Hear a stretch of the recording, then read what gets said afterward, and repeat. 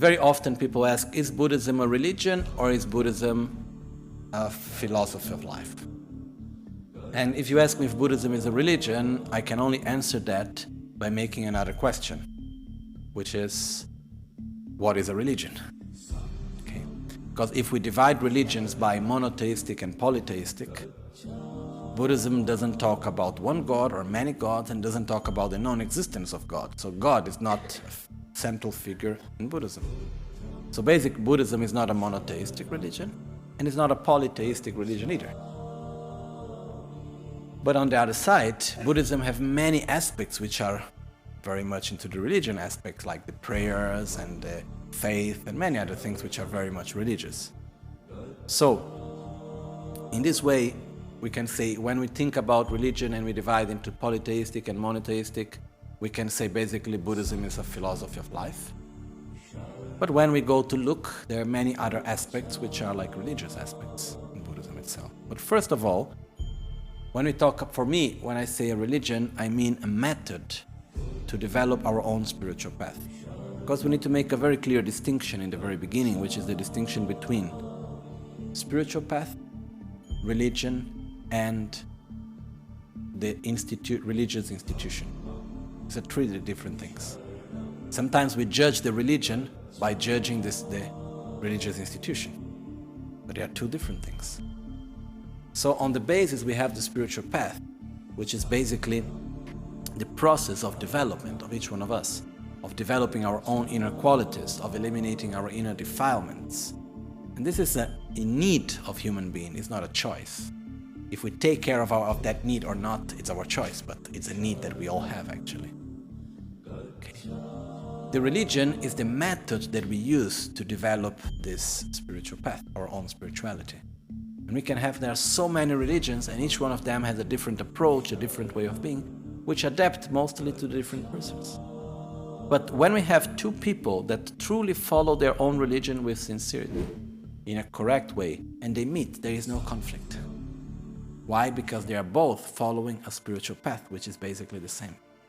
So this makes me remember when there was in the life of Saint Francis, there was a moment in which he went to the Crusades, and as he got to the Crusades, the idea that he had is like, oh, these people are without faith, we need to show them the faith, the path of God, so that's why he went there. But when he went to see Saladin, which was the head of the Muslim there, and he was like, everybody talked very bad about him, he had so much fear, and he was a person with no faith and so on. Completely bad person, that was the image that was given about him, justifying the war. When he went alone with his disciple, with a lot of fear walking behind him, he got there, he was quite well received, and he stayed talking for hours and became best friends with him. And as they talked a lot about God and other things and spirituality. So he came back saying, there is no reason for us to do war, because we don't need to convert them into anything. They follow this path just as we do. Just they use different names. But there is no reason to convert anyone because they follow the same path. This is why, because he truly recognized the spiritual path more than the formal way and the method that is being used for that, which is the religion. Okay?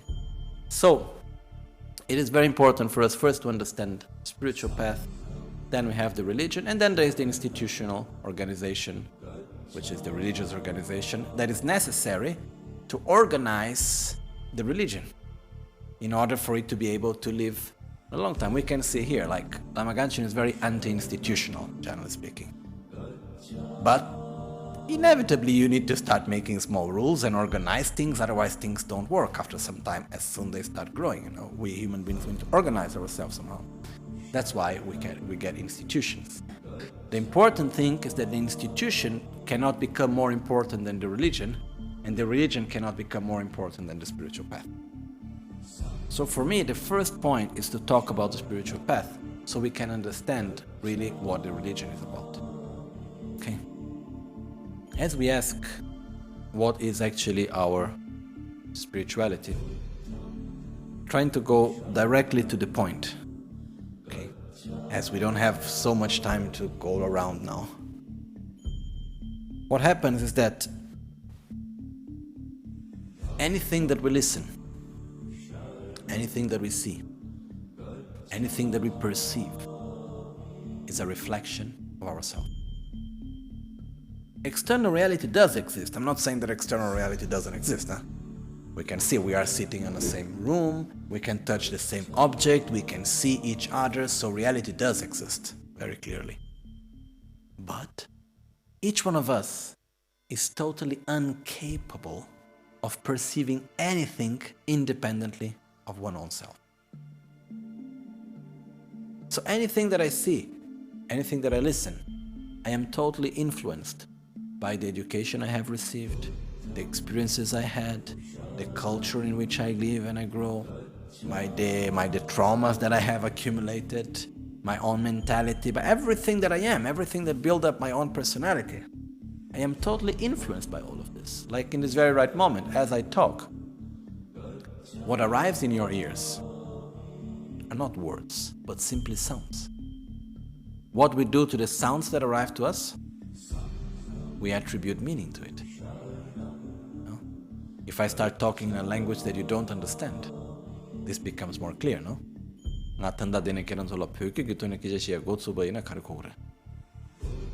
just said the same phrase in Tibetan, okay? So, what happened is that when we talk a language that we don't understand, and I got this click in my mind coming back from Holland one time, and in the plane they were talking Dutch. And I was with a friend, and the friend said, look, he had this insight, and we talked, and it was so nice, saying, look, whenever you see someone talking, it's so clear, it's just sounds coming, there are no meaning, because when someone talking Dutch, I can't understand anything, basically. Very few words, maybe around some idea, but... So what happened is that when we someone talk, basically what arrive in our ears? Sounds. What we do to the sounds? We attribute meaning. So what is a language? It's a convention of sounds and meanings. Okay. At the same time, when we see something, what appears to our eyes? Colors and shapes. Nothing more. One time I was giving a lesson in Milan, and to a small kids from a school. There is some schools that bring the kids to the center. And there was a girl, I remember very clear, she was like around 6 years old. And she looked to me, and behind her was an image of Buddha, standing Buddha. And she looked and she asked, who is that woman behind you? And she asked, who's that woman with a blue helmet? And if you look to the image of Buddha, behind it, I never understood truly why Buddha's hair is like this. Actually, does it look like a blue helmet? Somehow, yes.